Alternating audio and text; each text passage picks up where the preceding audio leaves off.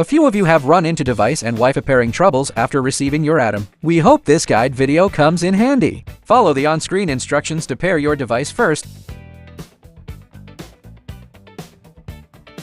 Then select a network on your phone. Your basic setup will then be complete. You may also set up Wi-Fi straight on your ATOM. When using a mobile hotspot, iOS users need to enable maximum compatibility. After that, tap at Wi-Fi on ATOM to find and connect to your hotspot.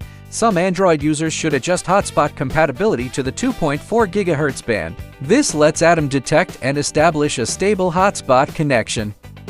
Should your phone fail to locate the gadget during pairing, stay calm. Press the ATOM power key to head back to the language section page and return your mobile phone app to its home screen. Go through the on-screen setup process once more and tap "I'm ready to restart pairing."